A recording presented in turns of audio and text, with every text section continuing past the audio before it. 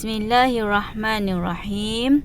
Allahumma aftah alaina hikmataka wanshur alaina min khazaini rahmatika ya arhamar rahimin. Rabbi shrah li sadri wa yassir li amri wahlul 'uqdatam min lisani yafqahu qawli. Amin ya rabbal alamin. Assalamualaikum warahmatullahi wabarakatuh, anak-anak murid ustazah semua. Okey, hari ini kita akan mempelajari pelajaran tilawah Al-Quran tahun 2. Okey, hari ini kita akan belajar tajuk kefahaman Al-Quran. Okey, kefahaman surah An-Nas. Surah An-Nas. Okey, surah An-Nas bermaksud pertolongan yang diambil daripada perkataan Nas. An-Nas bermaksud pertolongan. Okey, surah An-Nas mempunyai 3 ayat kesemuanya. Surah ini diturunkan di Madinah. Okey. Surah ini juga merupakan surah yang ke-110 di dalam Al-Quran. Okey, seterusnya kita pergi kepada tema umum surah An-Nas. Okay. Surah ini menerangkan tentang kemenangan umat Islam berjaya menakluki kota Mekah dengan pertolongan Allah. Okay. Rasulullah SAW dan para pengikut Islam berjaya menakluki kota Mekah tanpa sebarang penentangan dari kaum Quraisy. Allah menurunkan surah ini supaya Nabi Muhammad SAW memaafkan kaum Quraisy. Berduyun-duyun kaum Quraisy memeluk agama Islam. Ramai yang memeluk agama Islam selepas pembukaan kota Mekah. Okay, seterusnya mari kita bersama-sama membaca surah An-Nas, InsyaAllah. Bismillahirrahmanirrahim. إذا جاء نصر الله والفتح ورأيت الناس يدخلون في دين الله أفواجا فسبح بحمد ربك واستغفره إنه كان توابا Iza jaa nasrullahi wal fath. Okey, apabila datang pertolongan Allah dan kemenangan semasa pembukaan kota Mekah. Okey. Iza jaa. Okey, maksud iza jaa ialah apabila datang. Iza jaa, apabila datang. Nasrullahi. Nasrullahi. Okey, maksud Nasrullahi ialah pertolongan Allah. Nasru, pertolongan. Okey, seterusnya ialah wal fathu. Wal fathu. Maksud wal fathu ialah dan kemenangan. Okey, dan kemenangan. Okey. Ayat ini menerangkan tentang pembukaan kota Mekah yang menjadi saksi pertolongan Allah Subhanahu Wa Taala dalam memenangkan 10,000 tentera Islam yang dipimpin baginda Nabi Muhammad SAW. Berhala yang selama ini dipertahankan akhirnya runtuh dan dibersihkan setelah kota Mekah ditawan tentera Islam. Dulunya baginda Nabi Muhammad SAW dan pengikutnya diusir keluar oleh penduduk Mekah.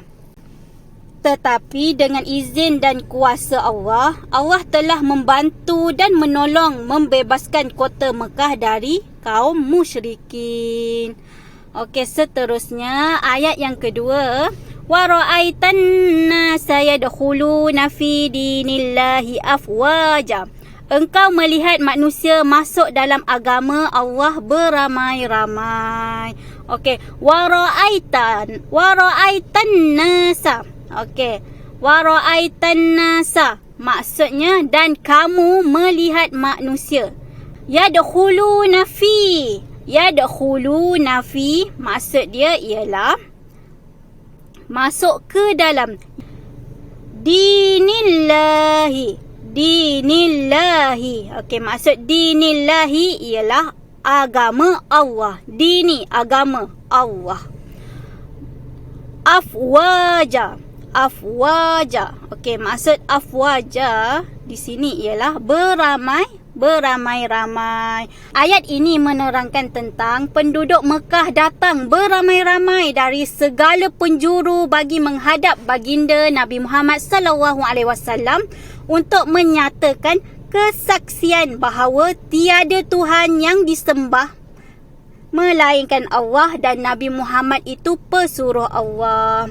Ayat yang seterusnya ialah fasabbih bihamdi rabbika wastaghfir innahu kana tawwaba. Maka ucapkanlah tasbih dengan memuji Tuhanmu dan mintalah ampun kepadanya. Sesungguhnya dia Allah amat menerima taubat. Okey. Fasabbih bihamdi. Okey. Fasabbih bihamdi. Maksud fasabbih bihamdi ialah maka bertasbihlah dengan memuji. Fasabbih. Okey, rabbika wastaghfir. Okey, maksud rabbika wastaghfir ni firhu. Rabbika wastaghfirhu maksud dia Tuhanmu dan mohonlah keampunannya. Innahu kana tawwaba. Innahu kana tawwaba. Okey, maksud dia sesungguhnya dia Allah amat menerima taubat. Okey, ayat ini menerangkan tentang Allah Subhanahu Wa Taala menyuruh supaya memanjatkan pujian dengan bertasbih dalam erti kata mengakui kebesaran dan kesuciannya, kerana kemenangan ini tidak akan dikecapi tanpa bantuan Allah Subhanahu Wa Taala. Okey, intisari surah. Surah apa? Surah An-Nas. Yang pertama ialah janji Allah bahawa pertolongan akan datang dan Islam akan mendapat kemenangan. Sebagaimana surah ini membawa berita gembira kepada Rasulullah sallallahu alaihi wasallam mengenai kemenangan, penaklukan dan manusia yang beramai-ramai menyertai Islam. Okey. Yang kedua ialah perintah Allah agar bertasbih dan beristighfar ketika menerima nikmat dan elakkan daripada sifat sombong. Okey, bertasbih macam mana? Subhanallah walhamdulillah wala ilaha illallah Allahu akbar. Istighfar. Istighfar macam mana? Astaghfirullahalazim allazi la ilaha illa huwal hayyul qayyum wa atubu ilaih. Astaghfirullahalazim allazi la ilaha illa huwal hayyul qayyum wa atubu ilaih.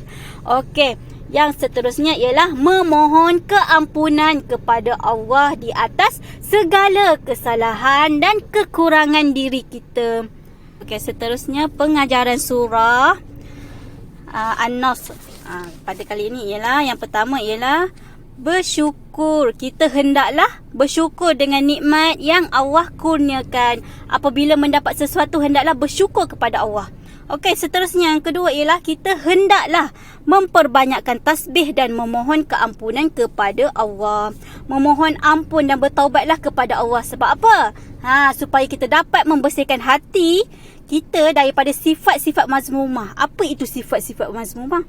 Sifat yang tercela, sifat yang tidak disukai Allah. Okey, seterusnya setiap manusia tidak terlepas daripada melakukan kesilapan. Okey, sebab itulah kita hendaklah sentiasa memohon keampunan daripada Allah, kerana Allah itu Maha Pengasih dan Penyayang.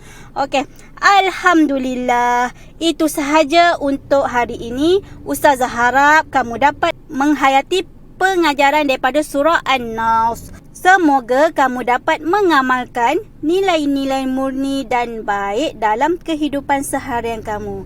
Okey, jika kita melakukan sesuatu yang baik kerana Allah, insya-Allah Allah akan menolong kita. Okey.